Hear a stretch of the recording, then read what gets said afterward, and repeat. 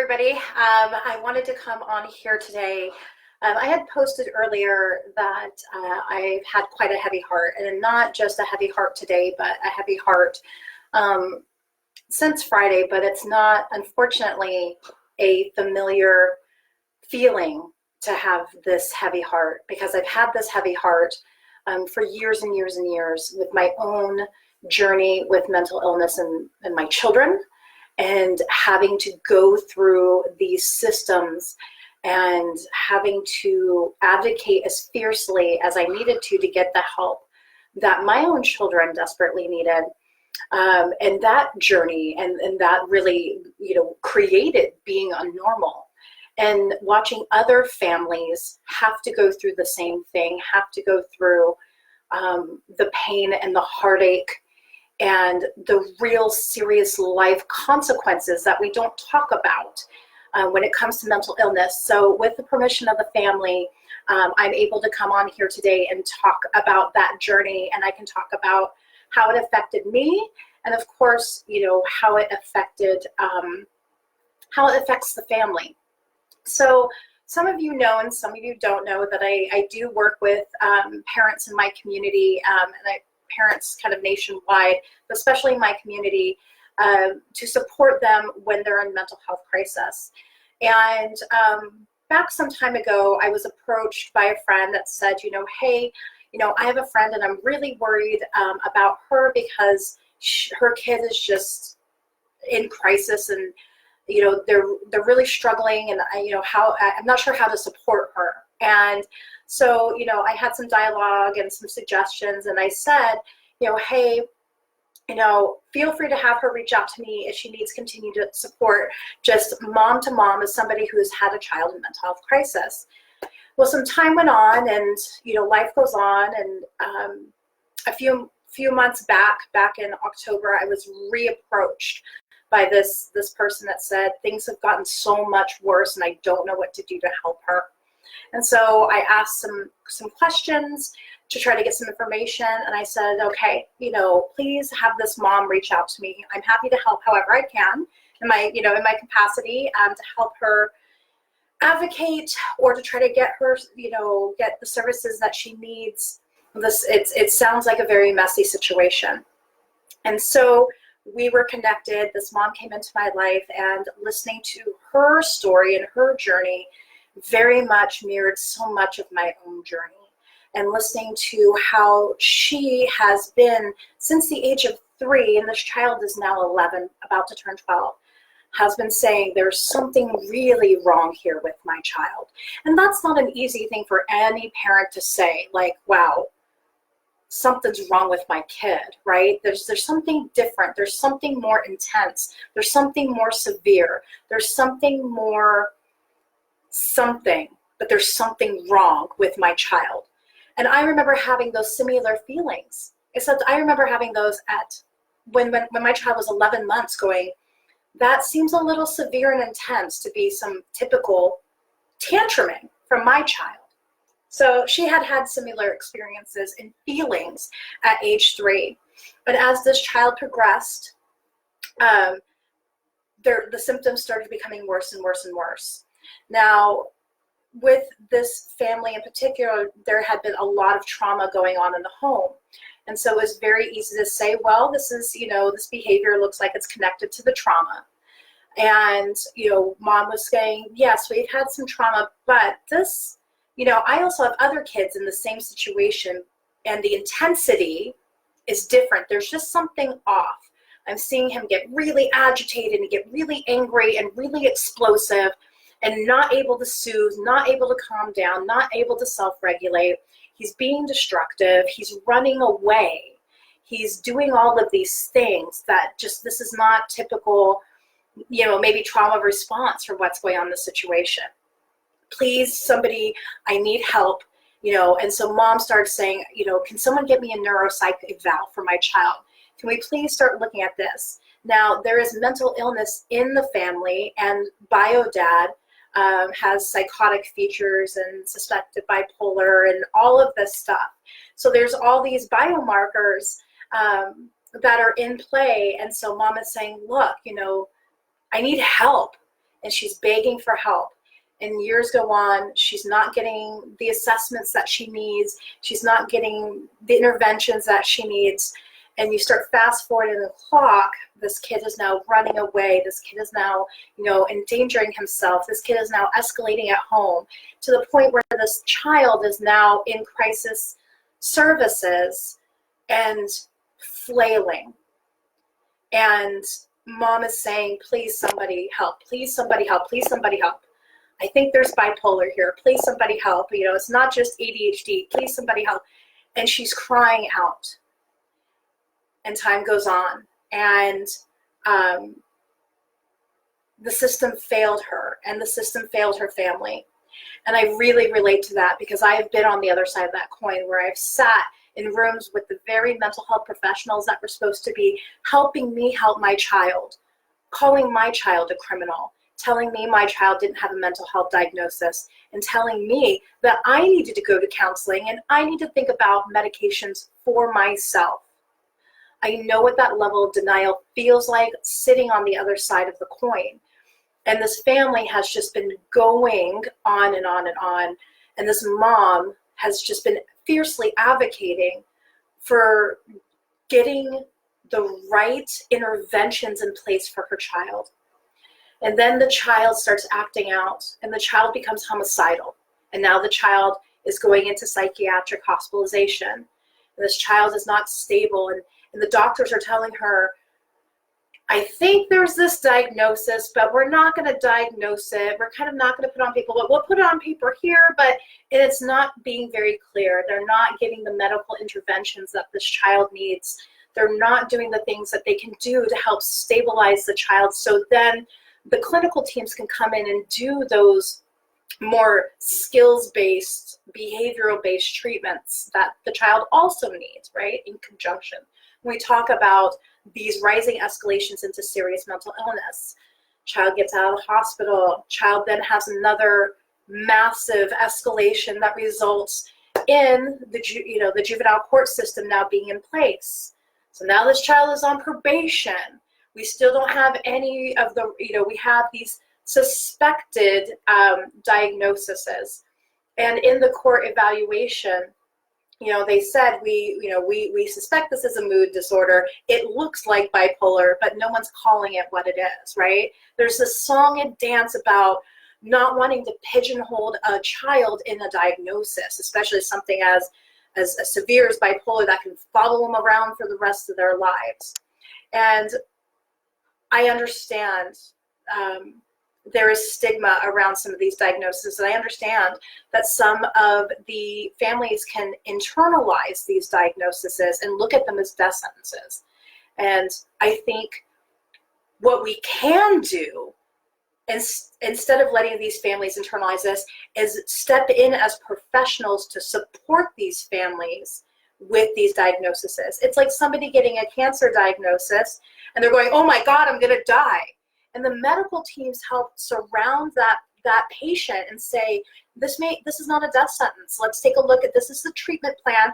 This is what we need to do. This is how you're going to take care of yourself. And here's what we think the outcomes are going to be, right? And the team will come and support that diagnosis.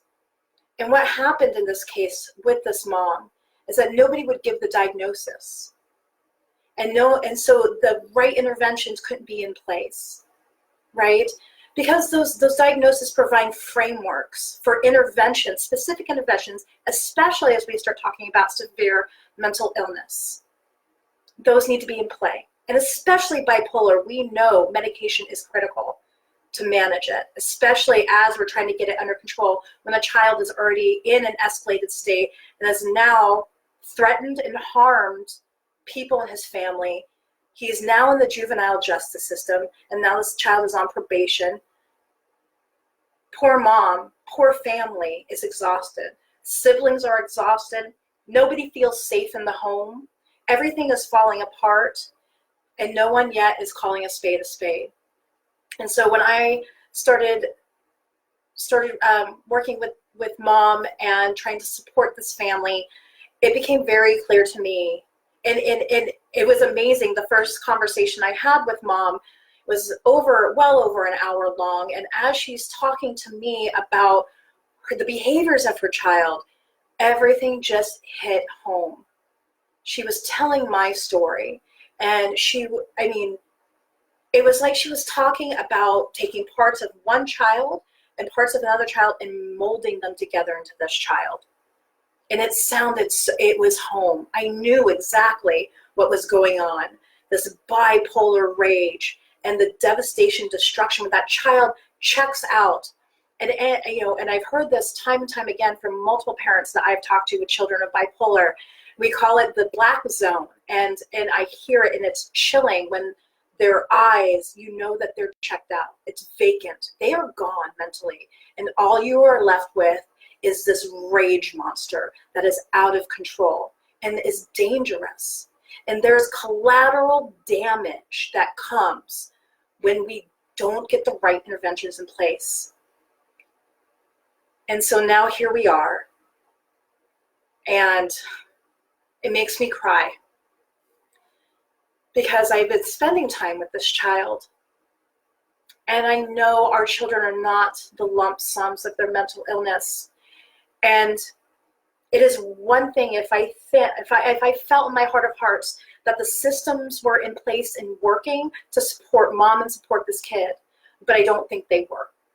I don't think that the proper interventions were put in place here. And I know we can't get it right 100% of the time, but all too often I am hearing these stories. I could not get access to the care my child needed. And in this case, the medical interventions, the medications this child needed, they came too late. And they didn't have enough time to dial in.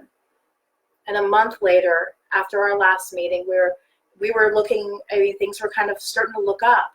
This child now is in jail with 3 counts of attempted murder at 11 years old.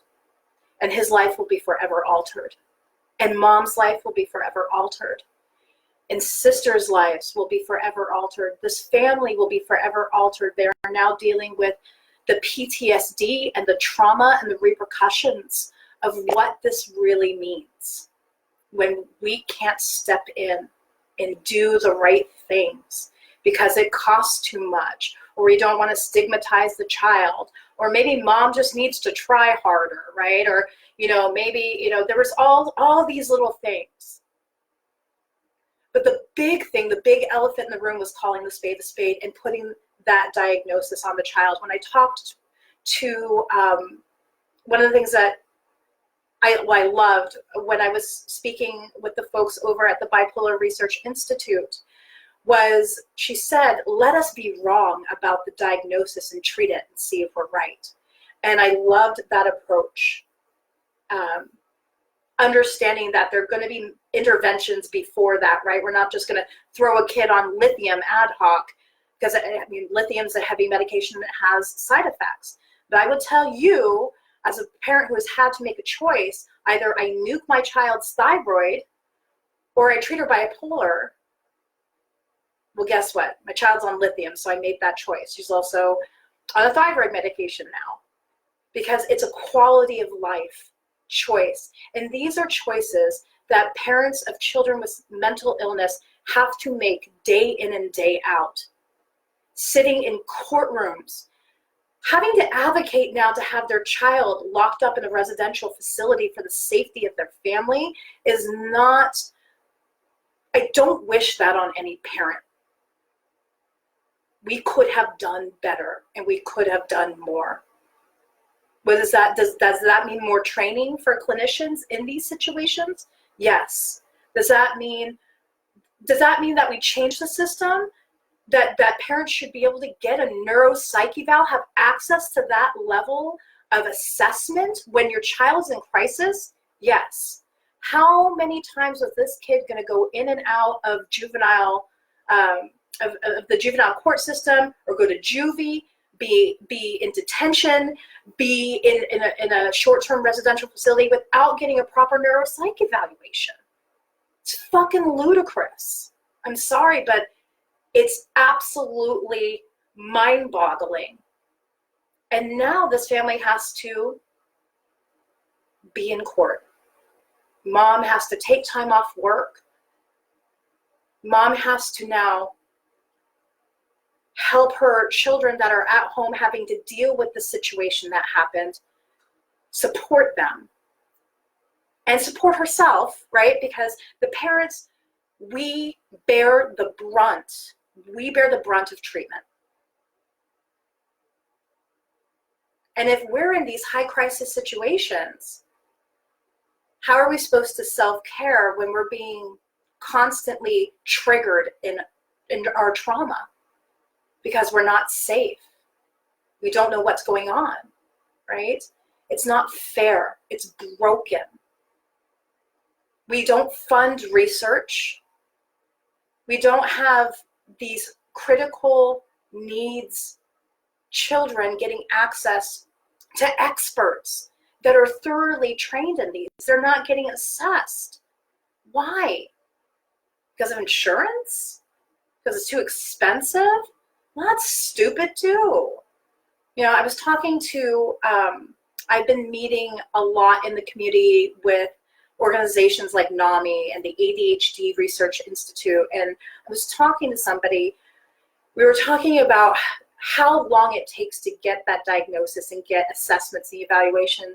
And the woman I was talking to was somebody who has access, has great insurance, has access to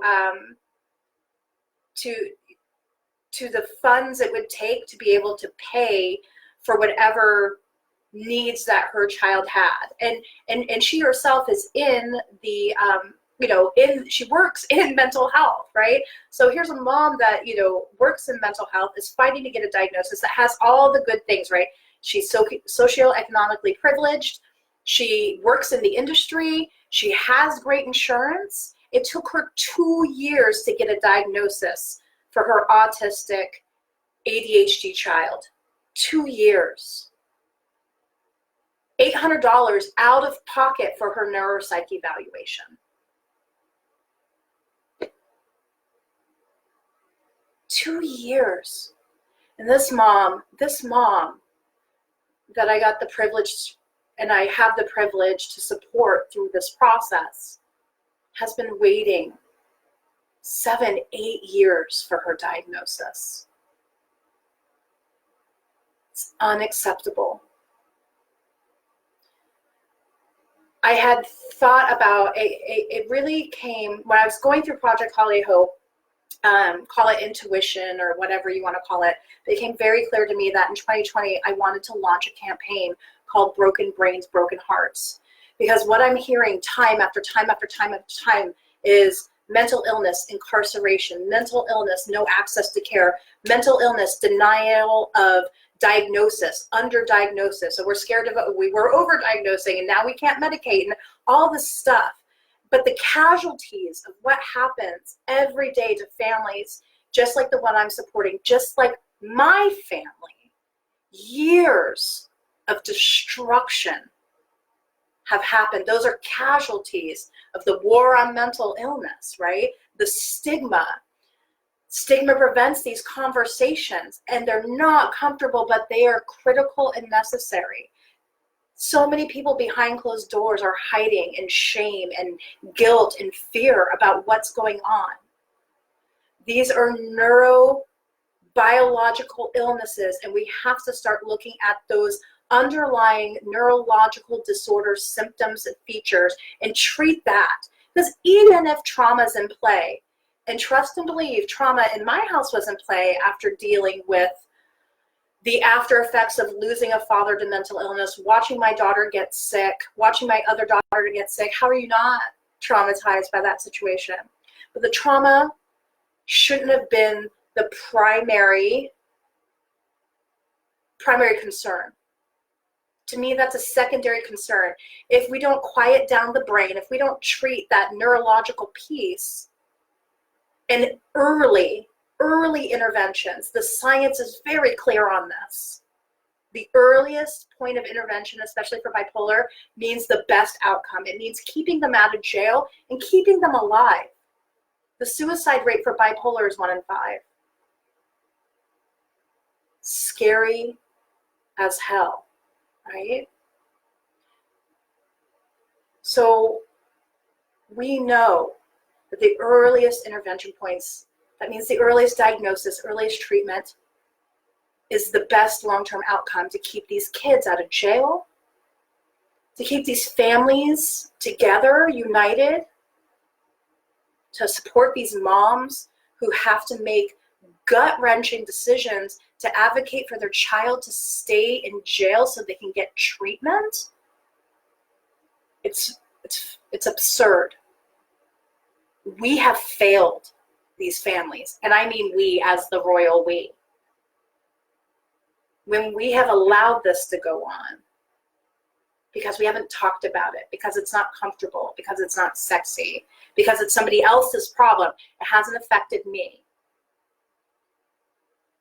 You've been affected in ways you probably don't even know. That coworker that can't manage their emotions, or the boss that was a total asshole rage monster, or, you know, crazy Uncle Tom who would like run around talking a million miles a minute and drinking all the time and getting drunk because they were self-medicating because they couldn't handle what was going on in their brain. I mean, like, we have been affected more than we really know or understand because people haven't had these conversations, right?